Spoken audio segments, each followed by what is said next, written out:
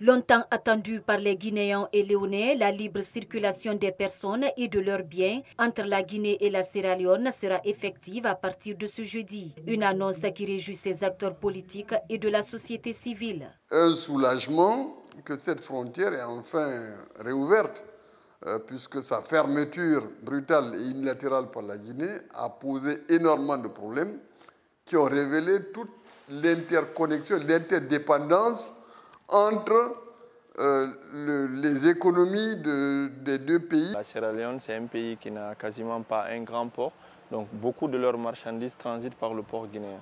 Et il y a plusieurs PME guinéennes qui sont là, qui travaillent avec des commerçants sierra-léonais. Donc tous ces flux économiques étaient bloqués tous dans les faillites. Donc aujourd'hui, voir cet accord signé, c'est un ouf de soulagement.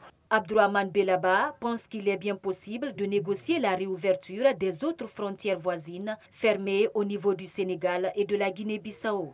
On espère que dans le temps aussi, qu'entre la Guinée et le Sénégal, entre la Guinée et la Guinée-Bissau, que le même schéma pourrait être en vue. Aujourd'hui, il y a plus d'une centaine de camions qui sont bloqués du côté de la frontière sénégalaise vers la Guinée. Mais ce déblocage entre les deux pays a été qualifié d'un non-événement par le président du Goa, Chérif Mohamed Abdallah. Ce député appelle à une prise de conscience. Les commerçants, les transporteurs doivent savoir qu'on ne peut pas être à la fois un soldat affiché, ouvert d'un parti politique et en même temps faire les affaires. Il faudra choisir.